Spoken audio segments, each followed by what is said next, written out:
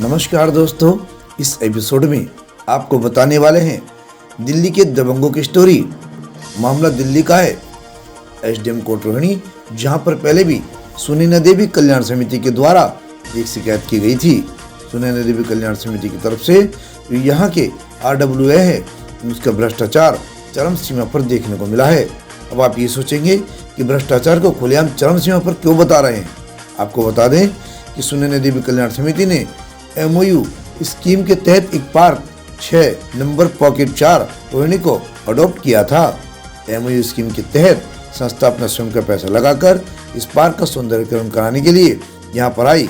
लेकिन ये बात यहाँ की है जब RWA और भ्रष्टाचारी तंत्र के हिस्सा बन चुके कुछ माफिया व प्रॉपर्टी डीलर, जिनको ये बात रास नहीं आई, उन्होंने SDM ऑफिस झूठी शिकायतें लगाकर काम को SDM के द्वारा आरोप लगवाने के बाद रुकवा दिया, जबकि इन्होंने सारी हदें पार करते हुए NCD व ज्वाइन के संगी जो इनके साथ साथ थे, इन लोगों पर जैसे भ्रष्टाचार कार्य में लिप्त हैं, उनके द्वारा एक झूठा पत्र जारी कर दिया था, जिसकी अभी भी जांच चल रही है। जो सामने आएगा बाद में पता लगेगा। लेकिन इसी दौरान सुनैना देवी समिति को किसी कॉलोनी में बहुत बड़े भ्रष्टाचार का पता लगा, जो कि SDM रोहिणी के संज्ञान में लाया गया, जिसकी पहली ही रिंग शुरू की गई।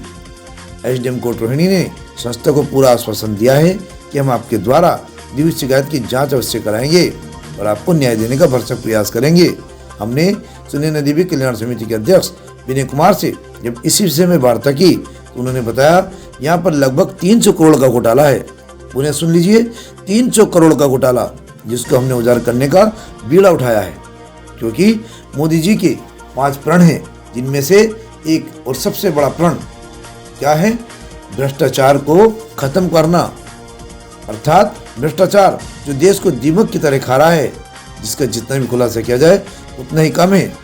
और मैं कहूँगा कि हर भारतीय को अपना एक मूल कर्तव्य निभाना चाहिए कि अपने आसपास के भ्रष्टाचार को प्रशासन की नज़र में लाए, तभी समाज में सुधार आएगा।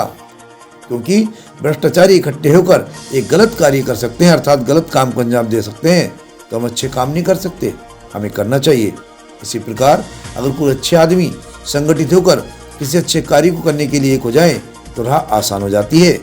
सुनैना देवी कल्याण समिति के अध्यक्ष पर पहले भी RWA के पदाधिकारी, प्रधान, जनरल सेक्रेटरी और RWA के मेंबर, ये जो उनके साथ मिलकर प्रॉपर्टी डीलर के कार्य करते हैं, जिनमें रिटायर्ड पुलिसकर्मी हैं, रिटायर्ड होकर यहाँ पर प्रॉपर्टी का धंधा कर रहे हैं और करोड़ों रुपए कमा रहे हैं।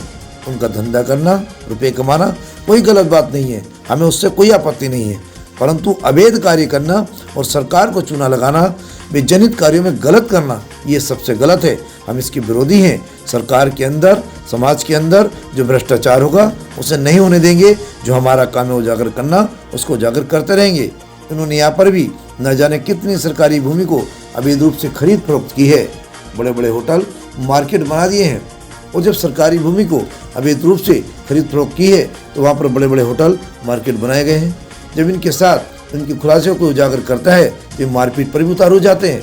देखिए आपके सामने, जैसे कि खुद वेलफेयर के प्रधान हुक्म सिंह, जो आप वीडियो में देख रहे हैं कि कैमरे को झपटते हुए विनय कुमार को चैलेंज करते हुए देख सकते हैं, आप ध्यान से देखें। इसी प्रकार इन्होंने जब SDM रोहिणी में इनको बोला कि जो आरोप आप संस्था के सहायक सदस्यों पर लगा रहे हैं उसे लिखित रूप में दें, तो RWA के कंधे से कंधा मिलाकर और साथ में उनके मेंबरशिप को निभाते हुए KP सिंह नाम के जो व्यक्ति हैं, उन्होंने SDM कोड में संस्था के सहयोगी सदस्य को बिना किसी सबूत के SDM के सामने अपराधी कहकर ये आरोप लगाया कि अपने आप में हमारे संविधान के आर्टिकल 19 और आर्टिकल 20 जो प्रत्येक व्यक्ति को एक अधिकार देता है कि जब तक किसी भी व्यक्ति पर आरोप सिद्ध न हो जाए, कोई किसी प्रकार की आपत्ति का सबूत न मिल जाए, उसको किसी भी प्रकार से अपराधी नहीं कह सकते हैं।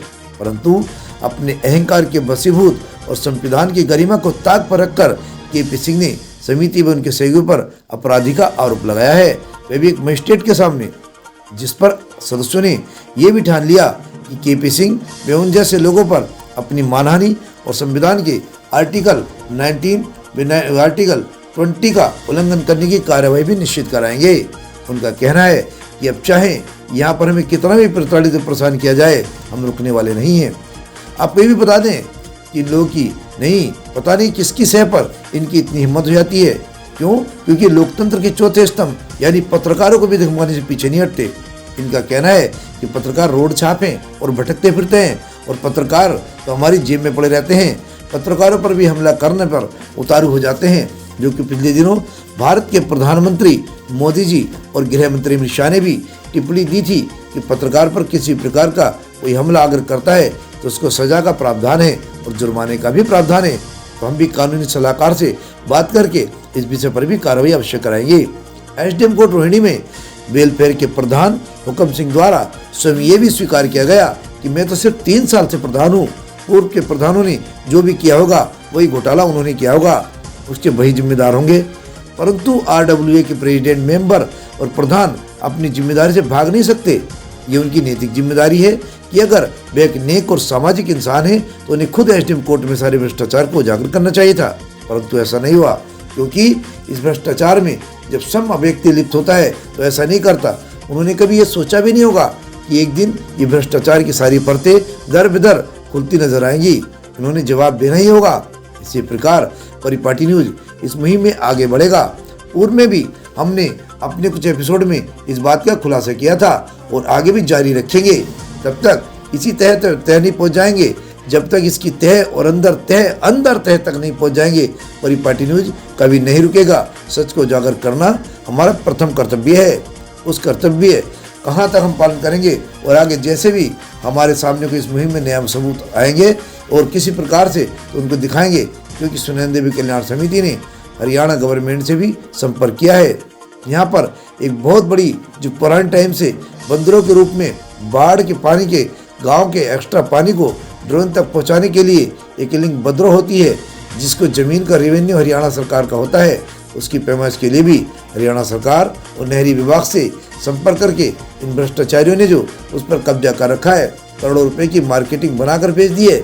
इस मामले भी सामने आया है। लेकिन इन सारे काम में सुनैना देवी कल्याण समिति के सदस्य एवं पत्रकारिता करने वाले पत्रकार इन माफियाओं के रडार पर अवश्य रहेंगे।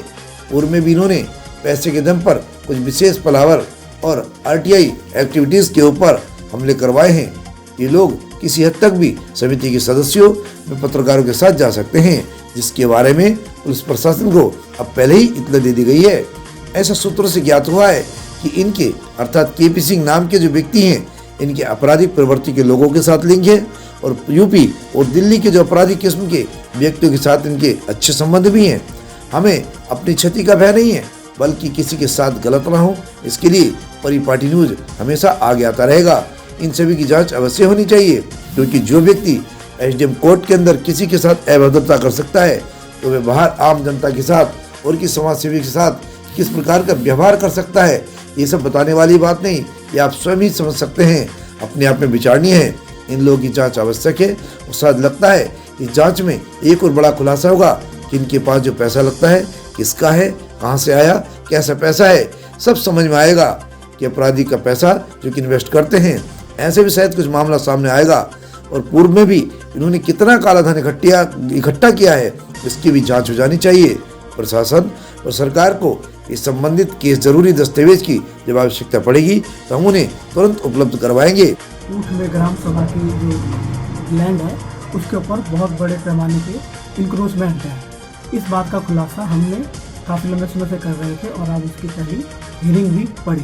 दरअसल वहाँ पे जो एक आरडब्ल्यूए है, आरडब्ल्यूए का मेन गोल क्या है, जहाँ जहाँ सरकारी ज़मीन वहाँ पर है उसके ऊपर उन्होंने क्या किया, अतिक्रमण कर करके बिल्डिंगें बना करके लोगों को बेच दिया और करोड़ों रुपए का चूना जिससे सरकार को लगाया। तो ये बात हमें वही के लोगों ने ही बताया, जानकारी मिली। तो आज हम एसडीएम कोर्ट हमने वो लेटर लगा रखा था, एसडीएम रोहिणी ने उसे बहुत अच्छे तरीके से सुना और उन्होंने संज्ञान लिया। अब वहाँ पे जो एसडीएम कोर्ट में आरडब्ल्यूए के प्रेसिडेंट भी आए थे, जिनका नाम हुक्म सिंह है, जो मुझे पहले भी कई बार डरा धमका चुके हैं, थ्रेट कर चुके हैं। देखिए एक बहुत अजीब सी बात है, उनसे पूछा एसडीएम रोहिणी ने कि भाई आप बताइए कि ये जो कह रहे हैं इसमें कितनी सत्यता है। ये 500 जो वहाँ पे प्लॉट थे तो ये अचानक कैसे मतलब यानी कि 1100 कुछ हो गए उनका। तो उन्होंने ये कहा ऐसा है जी 500 के लगभग तो हमें अलॉट हुआ है और बाकी मतलब यानी कि हमने आपस में ही ग्राम सभा में मीटिंग करके हमने आपस में इसको बांट लिया। तो इस तरीके से उन्होंने खुद एक्सेप्ट किया कि हमने मतलब सरकारी ज़मीनों को इंक्रोचमेंट किया। उसके बाद फिर उन्होंने दूसरा क्वेश्चन पूछा कि ये कब से चल रहा है। तो उन्होंने ये कहा कि जी मैं तो भी RW में 3 साल से प्रेसिडेंट हूँ, ये सारा काम पहले का है। तो खुद ही इन्होंने एक्सेप्ट कर लिया SDM कोर्ट के अंदर कि वहाँ पर अतिक्रमण करके इन्होंने प्रॉपर्टियों को बेचा है और सरकार को करोड़ों का चूना लगाया है। हम धीरे धीरे करके खुलासा करेंगे और मुझे लगता है कि ये बहुत बड़ा स्कैंडल है जो मतलब खुलेगा। वहाँ पे एक बदरों की जो ज़मीन है उसका भी हम खुलासा करेंगे और भी बहुत सारी जो ज़मीन है उसका खुलासा करेंगे, क्योंकि हमारा जो मानना ही है कि दिल्ली को अगर हमें में पानी ग्राउंड का जो लेवल बचाना है तो वो भी एक बहुत बड़ा विषय है कि भूमि माफिया भूमि को कब्जा कर लेते हैं और करोड़ों रुपए कमा लेते हैं, और उसके बाद अगर कल को कुछ अगर गवर्नमेंट को करना है या पब्लिक